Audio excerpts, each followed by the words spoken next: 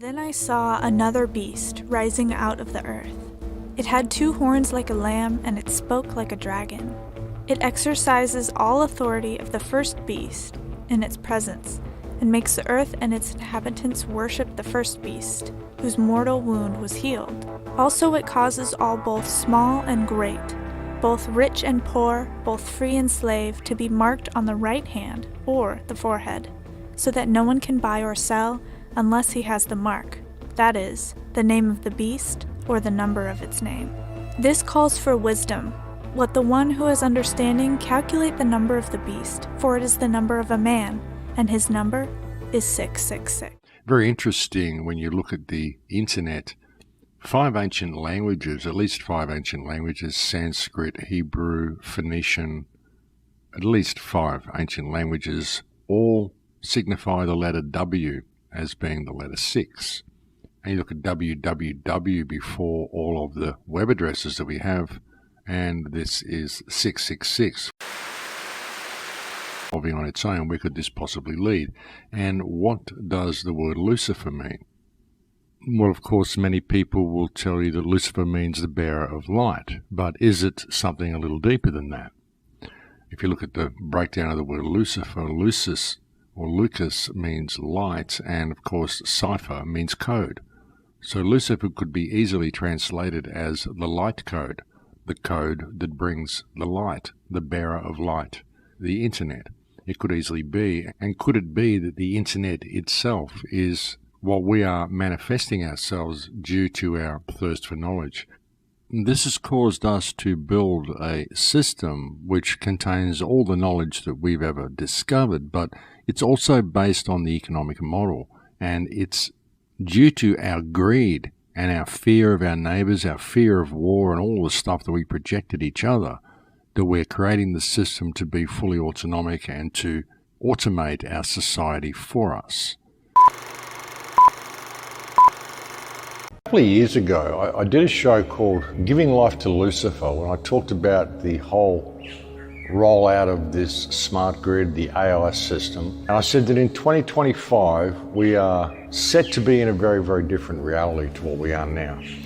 By 2025, the whole system will be controlled by AI. That's the way it's going. If you can understand AI, and you can understand that AI is working to gain control for itself, then you understand how these computer models work and why they're so over the top, and so the figures were so wrong. But if you can think of a way of controlling and corralling human beings, then it all begins to make sense. It doesn't matter if the figures are wrong. They just want human consciousness to go in a certain way, and they want to merge us with the machine. And the question is, who is they? And when you look at it, folks, it's like they is now AI. The AI is already there. We're waiting for artificial intelligence to emerge, but really it's already emerged, folks. It's already there online. We're just not looking at things the right way.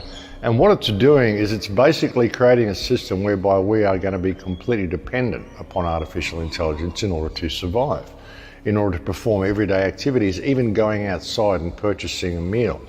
You're going to need the whole thing controlled by artificial intelligence to be able to move through that reality, through the new world they're creating. When you look at things such as the Industrial Revolution, and you look at the periodic changes that society goes through every 50 to 100 years, even more so every 200 years, there's always a birth of a new reality comes from the one before, a new beginning, if you will. But what is the new beginning we're moving into? It's really going to be a reality that is totally controlled by AI, if we're not careful. And the politicians, I don't even think the politicians know exactly what they're doing. I think too many people who've been involved in setting this up really bargained for what they were going to be getting. It's like all the rock stars and the pop stars and all the superstars and all the sports stars and all these people that have kept society distracted for so many years. I said to you a few weeks ago, the Miley Cyruses and the Madonnas and all these people have been used to keep us distracted.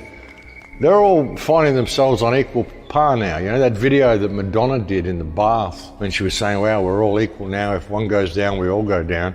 Synonymous with the whole of society. Because all the people, all the rock stars and all the people that they paid all these exorbitant amount of money to keep us distracted, they don't care about them. They're all going down too.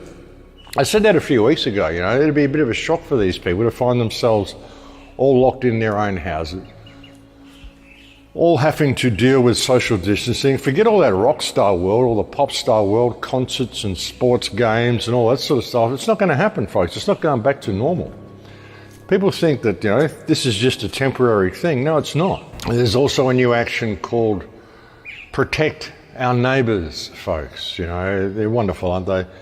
They want you to spy on your neighbours, basically, folks. Like I said, all the sleeping masses are the ones who are going to drag us into this if we're not careful. So there's now a new program whereby you can protect your neighbours by keeping an eye on them and making sure they're social distancing. Basically spying on them and dobbing them in if they're doing the wrong thing under the guise of protecting them. Now is the time for everybody to realise that, there's a war being waged against us. And we have a lot of tools that we can use to fight this war, and we can fight on the digital battlefield. Hit Twitter, hit Facebook, hit everywhere you can. Do everything you can to get the word out to people, folks, because there's nothing more important than this issue. Our whole world is changing. It's not going to go back. We're at a time in history where we find ourselves on the front line, all of us. We're on the front line here, folks. That's the thing. A lot of people just don't realise. World War III has already started. It's a war that's being waged against the people of the world by the politicians of the world. The problem is that people don't realise it's happening. This response to this social isolation, this removal of even our oxygen, we're not wearing masks. This is such, folks. Like I said, it's complete. Everything they're doing to us is to make us sick, folks. And that will be your second wave. The second wave will be fear and paranoia driven more than anything else. The first wave is fear and paranoia driven. How can they even have a second wave? There wasn't a first wave. There hasn't ever been. It's all been about this legislation. It's all been about this police state. The whole thing, ladies and gentlemen, these parasitic morons that we have masquerading as government. What matters is that we realise what's happening, and we realise the steps we need to take to get ourselves out of what's happening. The steps we need to take to find freedom again.